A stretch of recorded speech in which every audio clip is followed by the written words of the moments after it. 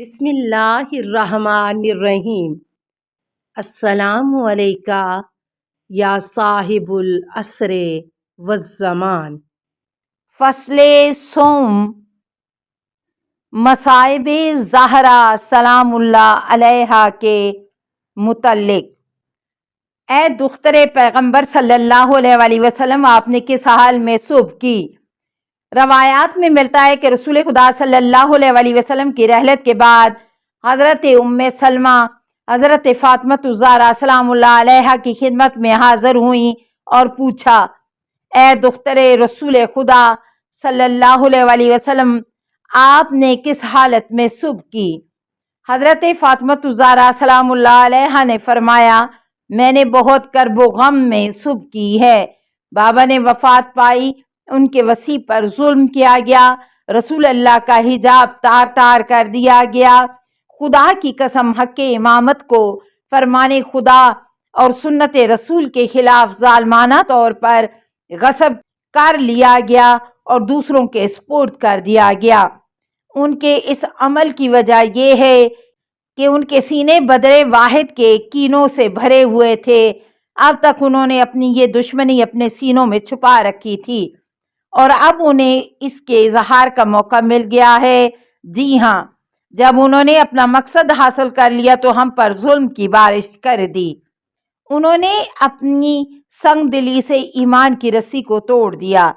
المناقب جلد 203 2، بحار الانوار جلد 43 156 حدیث 5۔ کیا میری وصیت پوری کریں گے؟ امیر المومنین حضرت علی علیہ السلام فرماتے ہیں کہ جب حضرت زہرا سلام اللہ علیہا کا وقت وفات قریب آیا تو انہوں نے مجھے طلب کیا اور عرض کیا، اے امیر المومنین، کیا میں آپ کو وصیت کروں؟ آپ علیہ السلام اسے انجام دے سکیں گے؟ میں نے کہا، ہاں، میں ضرور عمل کروں گا۔ حضرت زہرا سلام اللہ علیہا نے وصیت کرتے ہوئے کہا، جب میں اس دنیا سے چلی جاؤں، جب میری روح پرواز کر جائے تو مجھے رات میں دفن کرنا اور ان دو کو میرے جنازے اور آخری مراسم میں شرکت کی اجازت مت دینا۔ بحار الانوار 158 43 الحدیث 8۔ دارجہ المانی الاخبار صفحہ 356۔ آپ سلام اللہ علیہا کا کیا حال ہے؟ سوید بن غفلہ کہتے ہیں کہ جب حضرت فاطمہ الزہرا سلام اللہ علیہا بیمار ہوئیں تو انصار و مہاجرین کی عورتیں آپ کی مزاج پرسی کے لیے آئیں اور کہا، اے بنت رسول خدا، آپ سلام اللہ علیہا نے اس بیماری کی حالت میں کیسے صبح کی؟ حضرت فاطمہ الزہرا سلام اللہ علیہا نے اللہ تعالیٰ کی حمد و ثنا اور پیغمبر اکرم صلی اللہ علیہ وآلہ وسلم پر درود اور سلام کے بعد انہیں اس طرح جواب دیا، میں نے اس حال میں صبح کی ہے کہ تمہاری دنیا سے کراہت ہو گئی ہے اور تمہارے مردوں سے بیزار ہوں۔ میں نے انہیں آزمانے کے بعد اور ان کی نیت بد اور عمل بد کی وجہ سے ان سے بیزار ہو چکی ہوں۔ برا ہو اس تلوار کی تیزی کا جو کند ہو گئی، محنت و مشقت کے بعد کھیل میں لگ جانا کتنا برا ہے، اور کفار کی طرح سے پتھر کھا کر اور نیزوں کے زخم برداشت کرنے کے بعد رائے میں سستی پیدا ہو گئی۔ انہوں نے کس قدر برائی اپنے لیے فراہم کی ہے جس کی وجہ سے خدا ان پر ناراض ہوا اور وہ ہمیشہ دوزخ میں رہیں گے۔ بحار الانوار 161 63 43 حدیث 1۔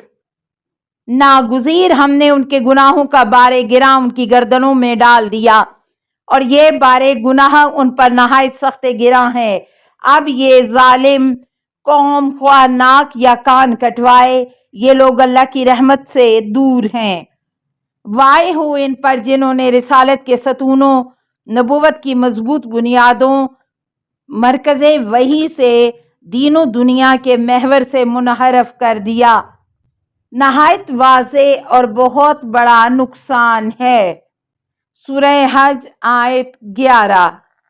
آخر یہ لوگ ابو الحسن سے کیوں ناراض ہیں اور انہیں تنہا کر دیا ہے؟ باخدا یہ لوگ ابو الحسن کی تلوار کے حملوں کی وجہ سے خائف ہیں، جو فرمان الہی کے اجزاء کی خاطر میدان کارزار میں نہایت شجاعت سے چلتی تھی۔ خدا کی قسم اگر یہ لوگ راہ سعادت و نیک بختی سے منحرف نہ ہوتے اور واضح راستے کو قبول کر لیتے تو ان سب کو بھی وسیع رسول صحیح راہ پر لے آتے اور انہیں نہایت آرام سے اور صحیح اور سلامت لے کر چلتے کہ نہ خود ہلکان ہوتے اور نہ وہ لوگ ملول خاطر ہوتے، اور انہیں لے کر ایک ایسے چشمے پر پہنچتے جو صاف و شفاف اور خوشگوار پانی کا ہے، اور انہیں اپنے چشمے سے سیراب کرتے اور انہیں ظاہر و باطن میں نصیحت کرتے، اور خود مال دنیا اکٹھا نہ کرتے مگر اتنا کہ ایک بھوکا سیر ہو سکے اور ایک پیاسا سیراب ہو سکے۔ اس وقت پتہ چل جاتا کہ زائد کون ہے اور دنیا پرست کون ہے، جھوٹا کون ہے اور سچا کون ہے۔ اللہ تعالیٰ نے فرمایا ہے وَلَوْ أَنَّ أَهْلَ الْقُرَىٰ آمَنُوا وَاتَّقَوْا لَفَتَحْنَا عَلَيْهِمْ بَرَكَاتٍ مِّنَ السَّمَاءِ وَالْأَرْضِ وَلَٰكِن كَذَّبُوا فَأَخَذْنَاهُمْ بِمَا كَانُوا يَكْسِبُونَ۔ سورہ اعراف۔ اگر یہ بستی کے لوگ ایمان لاتے اور تقوی اختیار کرتے تو ہم ان پر آسمان اور زمین کی برکتوں کے دروازے کھول دیتے، لیکن انہوں نے جھٹلایا رسولوں کو اور ہم نے ان کے اعمال کے بدلے میں انہیں دھر لیا۔ وَالَّذِينَ ظَلَمُوا مِنْ هَٰؤُلَاءِ سَيُصِيبُهُمْ سَيِّئَاتُ مَا كَسَبُوا وَمَا هُمْ بِمُعْجِزِينَ۔ زمر 51۔ ان لوگوں میں سے جنہوں نے ظلم کیا ان کو عنقریب ان کی برائی کا بدلہ ملے گا اور وہ خدا کو عاجز نہ کر سکیں گے۔ اور میری بات غور سے سنو، جب تک تم زندہ رہو گے زمانہ تمہیں عجائبات دکھاتا رہے گا اور سب سے زیادہ تعجب انگیز ان کی باتیں ہیں۔ اے کاش میں معلوم کر سکتی کہ انہوں نے علی کے خلاف کس دلیل کو سند مانا ہے، کس پر بھروسہ کیا ہے، اولاد رسول کو چھوڑ کر کس کی بارگاہ میں حاضر ہوئے ہیں۔ ان کا رہبر اور ساتھی کتنا برا ہے جس کی پناہ انہوں نے حاصل کی ہے، اور ظالموں کے لیے برا بدلہ ہے۔ انہوں نے ہم پر ظلم کیا اور ہماری مدد سے ہاتھ کھینچ لیا اور امیر المومنین کو خانہ نشین ہونے پر مجبور کر دیا۔ خدا کی قسم انہوں نے سواری کے لیے بازوؤں کے پروں کے بجائے دم کے پروں کو پکڑا ہے اور گردن کے قریب کے حصے کو چھوڑ کر پہلے حصے کو منتخب کیا ہے۔ خدا ان کی ناک خاک آلود کرے۔ جو یہ سمجھتے ہیں کہ وہ نیک کام کر رہے ہیں آگاہ رہو، یہی لوگ فساد برپا کرنے والے ہیں لیکن انہیں اس کا احساس نہیں ہے، ان پر افسوس ہے۔ آفَمَن یہدی الی الحق احق ان یتبع امن لا یہدی الا ان یہدی فما لکم کیف تحکمون۔ سورہ یونس۔ آیا وہ لوگ پیروی کے قابل ہے جو حق کی طرف ہدایات کرتا ہو یا وہ شخص جو خود بھی ہدایت کا محتاج ہو؟ تمہیں کیا ہو گیا ہے کہ تم کیسا فیصلہ کرتے ہو؟ مجھے اپنی جان کی قسم خلافت کی اونٹنی حاملہ ہو چکی ہے، اس کا بچہ جننے تک کا انتظار کر لو، پھر دودھ کی جگہ تازہ خون اور مہکے زہر ان تھنوں سے دوہ لینا۔ اس وقت باطل پرست خسارے میں رہیں گے، گمراہ خود اپنے کیے کی سزا پائیں گے اور آنے والی نسلوں کو پتہ چلے گا کہ ان کے بزرگوں نے کس چیز کی بنیاد رکھی۔ تم لوگ اپنی دنیا میں خوش اور مطمئن رہو اور ان کے ساتھ مستقبل میں اٹھنے والے فتنے کی خوشخبری بھی سن لو، اور تیز دھار تلوار کی خوشخبری لے لو۔ مستقبل ظالم بے انصاف افراد کے تسلط اور مستقبل بے چینی اور مطلق العنان آمروں کی آشوب گری اور جفا شواری کی نوید لے کر آ رہا ہے۔ السلام علیکہ یا صاحب العصر والزمان، الامان الامان الامان من فتن الزمان۔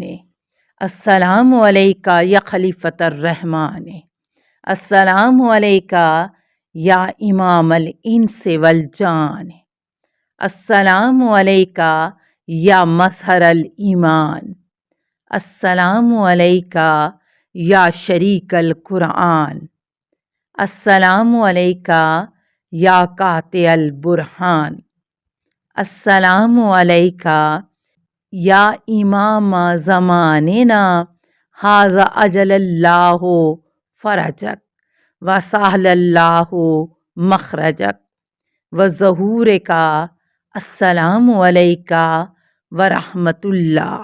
اللہم صلی علی محمد و آل محمد۔